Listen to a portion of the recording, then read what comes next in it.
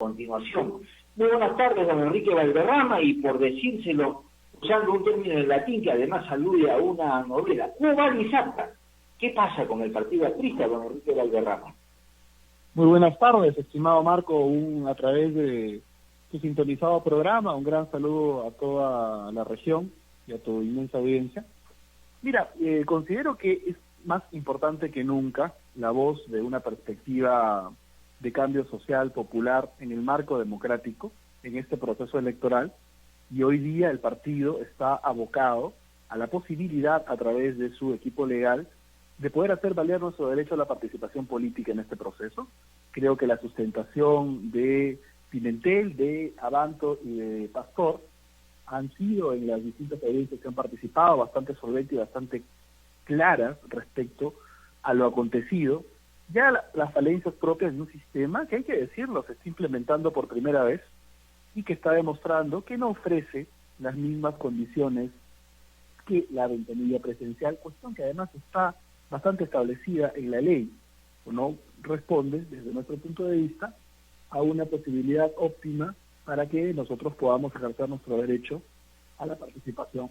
Por lo tanto, espero, toda la APRA está esperando, que en las próximas horas el Jurado Nacional de Elecciones privilegie el derecho a participación política consignado en la Constitución y además también tenga en cuenta las pruebas que hemos nosotros adjuntado respecto a que en efecto el sistema, por ser la primera vez que está siendo implementado, ha tenido algunas omisiones importantes.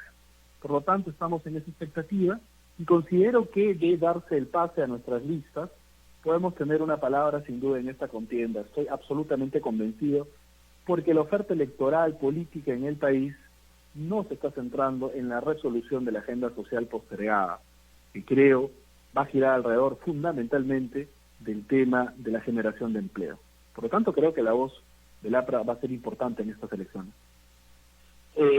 Lo que manifestamos en un principio, entonces, ustedes, digamos, como partido aprista, sostienen que acá ha habido, digamos, errores en la parte de la tecnología de uso para cargar la información de la inscripción de sus candidatos a nivel nacional.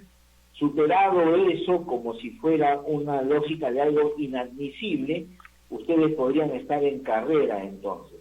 Sin embargo, esta suerte de crisis, o casual o no, ha dado pie a una mirada con algunos inclusive signos de disidencia, de gente que ha pedido que la dirigencia del APRA, una vez más, dé un paso al costado. Ha dado pie inclusive a pensar que al medio hay algunas pugnas de liderazgo entre la dirigencia que encabeza el ex congresista por la Libertad, Elías Rodríguez Zabaleta, y el propio señor Mulder. Algunos dicen que inclusive ni siquiera del Castillo estaría al medio.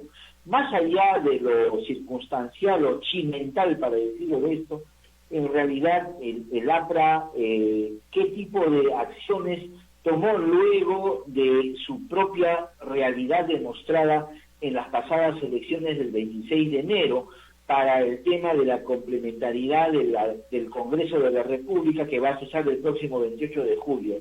¿Tuvieron ustedes posibilidad de debatir el mensaje ciudadano o electoral que los puso en una condición virtualmente de no participación y presencia política desde el Parlamento, don Enrique Valderrama? Mira, ha habido algunos espacios de reflexión y evidentemente de planteamiento de algunas cuestiones que pasan por lo conceptual, pero también tienen un cables a tierra a partir de lo programático social, que evidentemente pasan también por un redibujo organizacional del partido, un partido definitivamente pensado para el siglo pasado. Hoy día tiene que tener sin duda un nuevo diseño, una nueva forma, y evidentemente nuevas estrategias de comunicación. Hay algunos equipos dentro del partido, algunos de ellos impulsados por mi persona, el cual hemos estado reflexionando sobre estos asuntos, y evidentemente hemos construido sobre eso algunas pinceladas sobre un relato alternativo a la hegemonía que tienen algunos en algunos medios de comunicación y sobre todo en algunos espacios de la academia, el discurso del marxismo criollo, que creo que se ha vuelto bastante potente desde el punto de vista cultural, evidentemente frente a la inacción de los gobiernos de los últimos 10 años, un programa de cambio orientado fundamentalmente al tema de la MIPE, al tema del agro. Incluso la última vez que conversamos, yo señalé que la agenda social, acá en tu programa, señalé que la agenda social en el tema del agro era un asunto que era una bomba de tiempo prácticamente. Y lamentablemente esto se ha confirmado y ha estallado, un asunto que hay que decirlo, responsabilidad de Vizcarra, quien prorrogó esta ley de promoción agraria de 10 años sin diálogo social. Hemos estado discutiendo algunas de estas cuestiones, mientras evidentemente se concertaba o de alguna forma se iba a hacer un proceso de elección de candidatos, el cual ha sido, me parece que respecto a los demás partidos, importante. Han votado nada menos que 14.000 o 15.000 militantes, si mal no recuerdo. Creo que ha sido uno de los partidos que más participación de militantes ha tenido, lo cual me parece bueno, un militante, un voto, han elegido los congresistas, los candidatos al Congreso y la candidatura presidencial. Por lo tanto, creo que estas ideas ojalá que puedan ser plasmadas propiamente en la campaña. Nosotros creemos fundamental e importante que a partir de ideas fuerza para determinados sectores sociales, el partido pueda reenganchar. Ojalá que el jurado, como digo, atiende estos argumentos, porque creo que tienen base constitucional y además tienen comprobación práctica, ¿no? Y en ese sentido, don Enrique, el partido, digamos, también ha tenido momentos de dificultad, particularmente por el asunto de sus congresos internos. ¿Aceptarán, digamos, los líderes del APRA los siguientes congresos, digo yo, los siguientes momentos para firmar o reafirmar liderazgos? ¿Esa prédica que usted acaba de mencionar de un militante, un voto? Yo estoy convencido de que el partido, más allá de lo que suceda con el Jurado Nacional de Elecciones en este contexto, más allá de lo que suceda el 11 de abril, el partido necesita sin duda ir a un proceso de relanzamiento importante y sustancial. Y eso no se agota en el mero cambio de rostros usuales dentro del partido, más allá de orgánico. Yo quiero dejar algo bastante claro. Parte un poco de la percepción de que son los mismos dentro de determinados partidos, particularmente dentro de mi partido. Pasa también por el hecho de los espacios mediáticos. Y esto sucede porque son consultados usualmente los mismos actores, siendo dirigentes o no, hace bastantes años.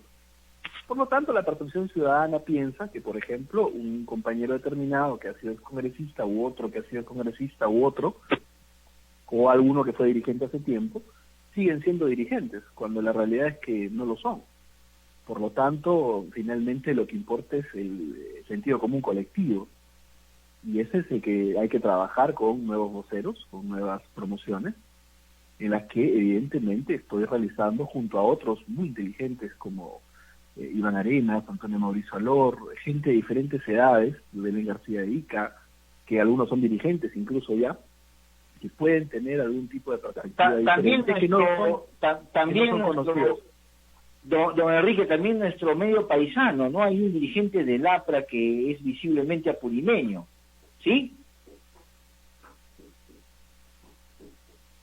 ¿Hola? ¿Me te refieres a en el Comité Ejecutivo Nacional? Bueno, uno de los dirigentes y que estaba postulando el Congreso justamente por la ciudad de Lima, digo yo de pronto. Bueno, no estoy seguro a quién exactamente te refieres, porque que yo... Se me ha ido de la memoria, pero bueno, sí, bueno, permítame decirle algo. Omar Quesada es ayacuchano. Ayacuchano, 4, claro. Sí. No recuerdo. No se trata de él, justamente, no se trata de él, ¿no? Okay. Bueno, pero nos decía usted, le interrumpimos, disculpe usted, siga, le escuchamos. Mira, yo lo que considero es que no se agota esto en un tema dirigencial, es una cuestión integral. Naturalmente, necesitamos un nuevo relato que confronte los claustros universitarios en los medios alternativos al relato hegemónico que ha construido la izquierda marxista, criolla, sanisidrina y ONG en el Perú. Lo ha construido alrededor de los últimos 25 años. Frente a ese relato, necesitamos un relato que cuente, de alguna forma, la verdad de la historia y los hechos en los cuales hemos participado, que le han hecho bien al país también, en el segundo gobierno, por ejemplo, y la lucha que tuvimos contra Sendero Luminoso, el MRTA, también en el primer gobierno, que creo que si hubiera gobernado, por ejemplo, Acción Popular, el de 85 al 90, o el mismo PPC, sinceramente la guerra contra el terrorismo hubiera sido mucho peor de lo que fue, con la organización popular del APRA resistiendo también a nivel de base contra las hordas asesinas de esta gente. Un nuevo relato es una cuestión fundamental, impulsado en universidades, tanto en Lima como en el interior del Perú. Necesitamos un nuevo programa de cambio, y ese programa de cambio tiene que estar basado fundamentalmente en la resolución de la agenda social. ¿Qué hacemos con la NIPE para impulsar la microempresa en el Perú? ¿Qué hacemos para impulsar la pesca, el agro? ¿Qué hacemos para formalizar la pequeña minería? No la ilegal, pero la informal sí. ¿Qué hacemos con el transporte menor? ¿Qué hacemos con el asunto de la propiedad del subsuelo? ¿Va a ser viable, por ejemplo, la gran minería desde el punto de vista social? Necesitamos, evidentemente, una confrontación también contra algunos de los oligopolios que actúan desde una perspectiva de abuso de su posición de dominio en el mercado. Hay un claro abuso de posición de dominio de la banca en el país respecto a sus intereses. Hay un claro abuso respecto al asunto del esquema previsional en el Perú. Hay un claro asunto respecto al abuso que se tiene de los combustibles, el duopolio del combustible en el país. Creo que eso es fundamental. Necesitamos colocar eso en el debate y necesitamos hacerlo con voceros que conozcan técnicamente cada uno de estos temas y que a la vez respondan no de una manera populista, irresponsable, demagógica, como hace, por ejemplo, Urresti, o como hacen algunos otros políticos aventureros, que ante un dolor de cabeza, ante una migraña, la solución es cortarte la cabeza. Creo que eso no es dable. Por eso necesitamos un nuevo programa de cambio social. Necesitamos además una nueva organización. Un partido político en el siglo XXI tiene definitivamente que tener un dibujo orgánico diferente, una forma de trabajar distinta, una digitalización operativa que evidentemente no existía en el siglo XX, menos aún en el primer tercio, desde cuando data nuestro partido, ¿no? Evidentemente necesitamos una nueva estrategia de comunicación. Antes eran los volantes, antes era el periódico impreso. Hoy día, lamentablemente, el papel, por lo menos en el Perú, en Latinoamérica me parece, el papel está perdiendo mucha viada frente al tema digital. Por lo tanto, requiere una nueva forma de encarar estas cosas. Todo eso requiere nuevos actores, requiere fundamentalmente nuevas ideas y requiere nuevos voceros. Mostrarle a la gente en diferentes circunscripciones a lo largo y ancho del Perú y en escala nacional que el APRA, un partido que va a llegar a los 100 años ya, tiene dentro de su generación de 40, de 30, de 20 años, gente altamente capacitada como para proponer soluciones a su localidad desde el ámbito local, provincial, regional, incluso diría yo, nacional. Creo que hay que apuntar a eso, a una recuperación del partido, una renovación del partido, para ser un actor fundamental el año 2026. Estoy convencido que lo podemos hacer. Evidentemente, eso parte también, ojalá, por hacer una buena campaña este 2021. El dirigente del APRA que estaba vinculado a Purímac y en particular a Andahuaylas, que le decía era Renzo Ibáñez, o es Renzo Ibáñez, en todo caso de familia. Claro, por familia, claro, sí.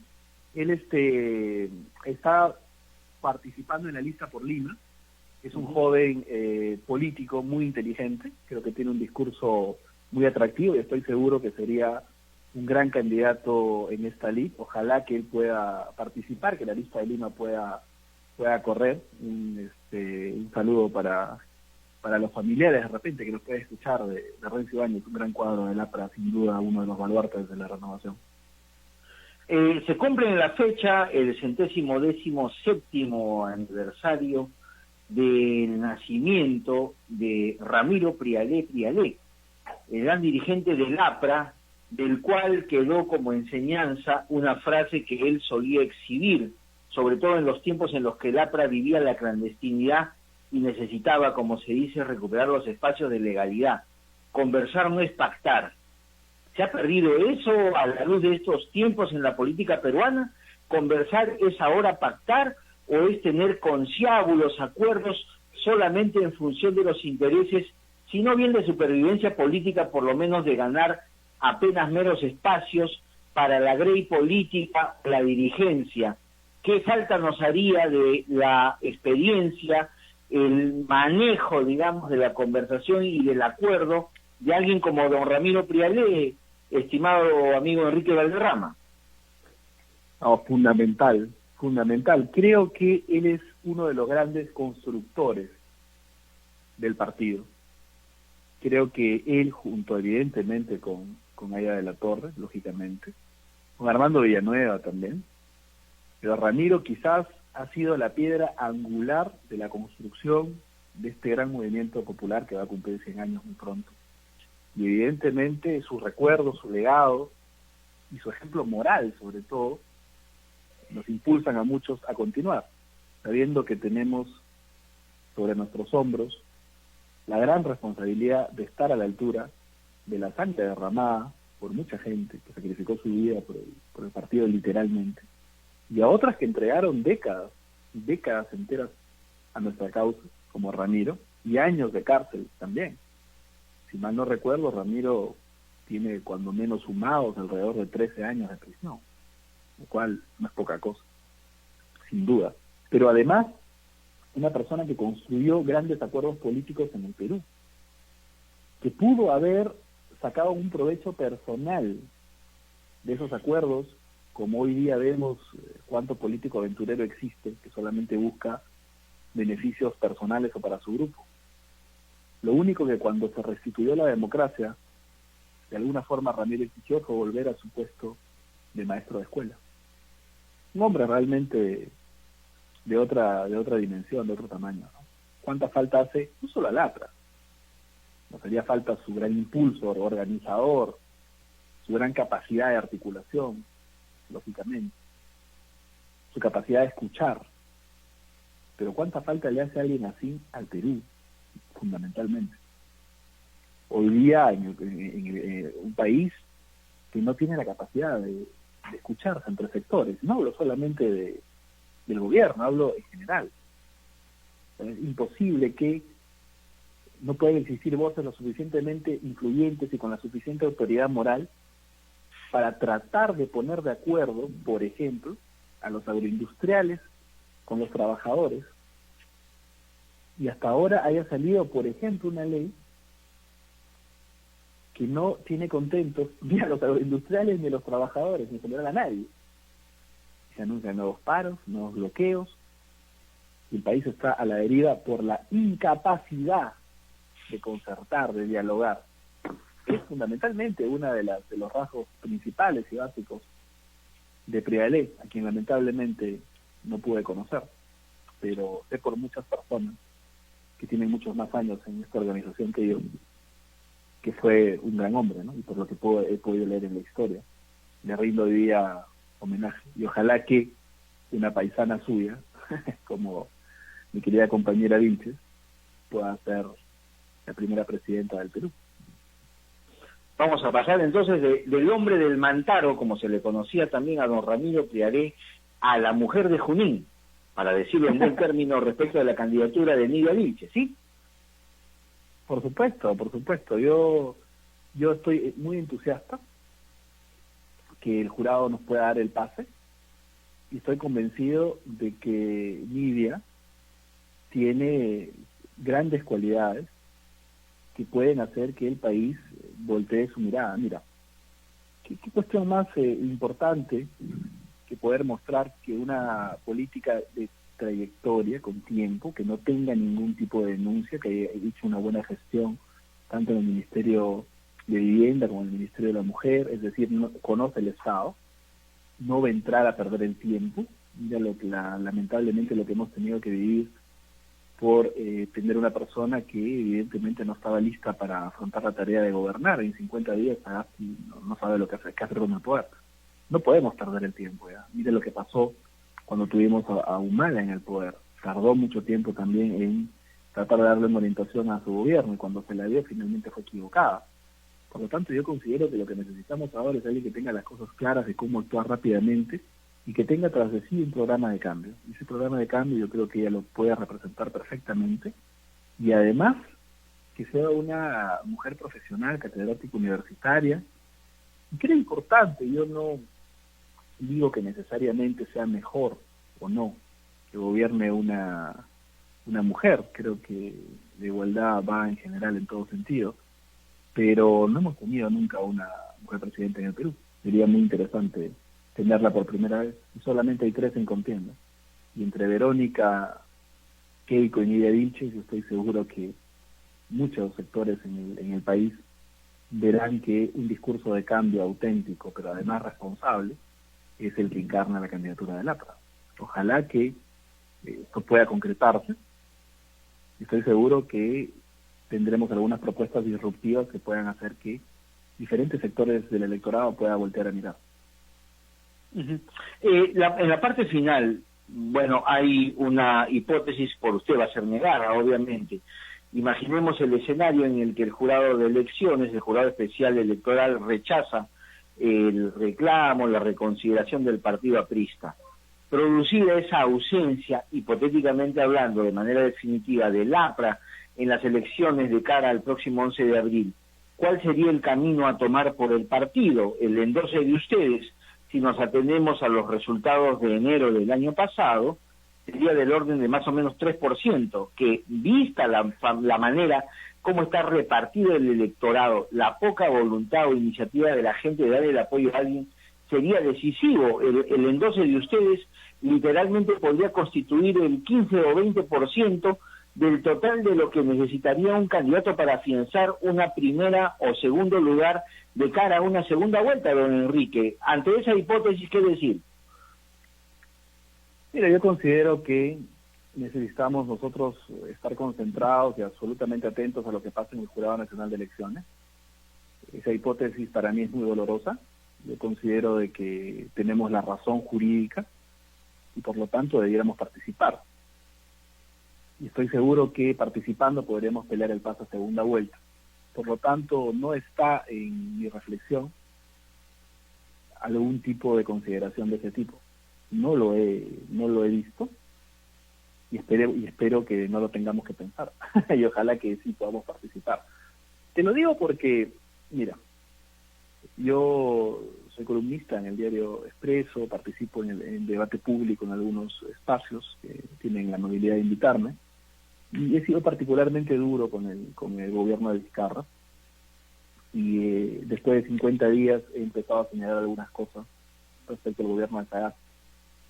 Pero creo que es justo también decir que este Parlamento es sumamente impresentable, que defienden intereses absolutamente particulares, basados fundamentalmente en esquemas empresariales,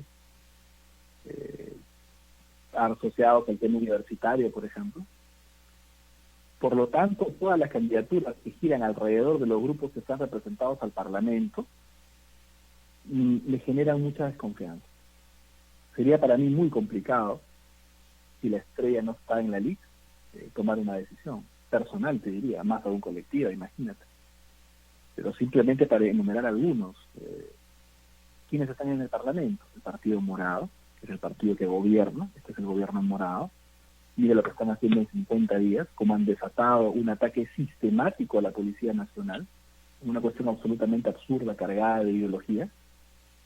Mira cómo están solucionando o no solucionando el tema agrario. Mira cómo impulsan una norma alrededor que violenta abiertamente el secreto bancario. No sé cuál es su agenda, no sé hacia dónde van. Yo creo que esto va a determinar que ellos no van a pasar a segunda vuelta si esto sigue así. Mira cómo nos va a coger la segunda ola, el gran error que fue confirmar a Massetti en el Ministerio de Salud. ¿Quién más está en el Parlamento? En el Parlamento está también los señores de APP, Acuña, que ha tenido algunas adiciones a su lista de gente, creo que de buena voluntad en algunos puntos del país, sí, como independientes, pero básicamente Acuña representa un esquema absolutamente clientelar de la política, relacionado también con los brasileños alrededor del tema Olmos, alrededor de las gobernaciones regionales de La Libertad y de Lambayeque. Creo que ha tenido una actuación muy poco digna en este tiempo.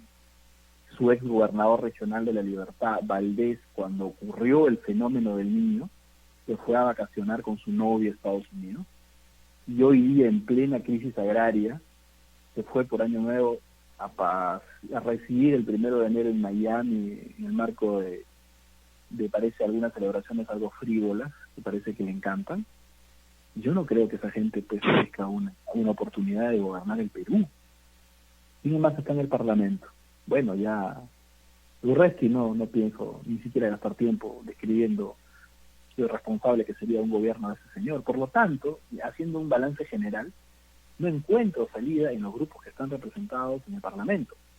Mira la inmensa decepción que ha sido Acción Popular gobernando más de 10 distritos de Lima y un par de regiones del Perú. ¿Cuál es su balance en términos de gestión local? Un desastre. Es más, ¿cuál es su balance en el plano de la coherencia como grupo parlamentario mayoritario? Un desastre también. Hay como 3 acciones populares en todo caso. Uno no sabe para dónde van a ir. Por lo tanto, es un panorama, te digo yo, dramático. Y los que están fuera del Parlamento, creo que nos generan también algunas dudas. Hay gente inteligente, sí. Me parece que Fernando de Soto es un hombre inteligente. Me parece que Sillones es un hombre inteligente. Pero distan mucho desde nuestro enfoque democrático social. O si quieres hablar pues en clave europea, socialdemócrata. Pero bueno, lo importante es también, dicho sea de paso, además de impulsar la candidatura y la agenda social que puede impulsar el APRA, es también evitar que la estrategia geopolítica del Grupo de Puebla y del Foro de Sao Paulo avancen más en el Perú. Y si tú me pides una opinión y me fuerzas de alguna forma a seguir esa línea, te diría que la candidatura que represente mejor la posibilidad de evitar que este esquema geopolítico internacional además avance en el Perú será la candidatura a la cual seguramente la mayoría de apristas por convicción apoyarán. Eso habrá que verlo en su momento. Bien, a Enrique Valderrama, dirigente del Partido Aprista Peruano desde Lima, le queremos agradecer muy sinceramente su tiempo para esta entrevista, su opinión y posición de cara sobre todo a lo que le viene en los próximos días u horas al APRA. ¿Participará finalmente o no el Partido Aprista en las elecciones? Quedan a la espera obviamente de la decisión del jurado especial, de la apelación que han presentado y de la reconsideración a mérito de lo que sostiene el APRA o sus dirigentes. Sería un problema básicamente de implementación del sistema de vía electrónica para la inscripción y sobre el cual ellos dicen tienen argumentos para decir que no fue su responsabilidad o culpa el no haber accedido adecuadamente o en los tiempos perentorios. Muchas gracias, don Enrique Valderrama. Esperamos estar prontamente nuevamente en contacto con usted para el público de Tupana aquí en Radio Andahuayla. Muchas gracias, estimado Marco. Un saludo. Muchas gracias, estimado Marco, por la invitación y un inmenso saludo a toda tu audiencia en la región, en particular a mis queridos compañeros de tu circunscripción. Un gran saludo y a la expectativa de poder hacer valer nuestro derecho de participación política para proponerle al Perú una agenda social de cambio que privilegie los intereses de la gente, que privilegie las prioridades del Perú popular, pero dentro del marco democrático y siempre con responsabilidad. Un fuerte abrazo, muchas gracias. Gracias. Era don Enrique Valderrama del Partido Aprista con quien conversamos.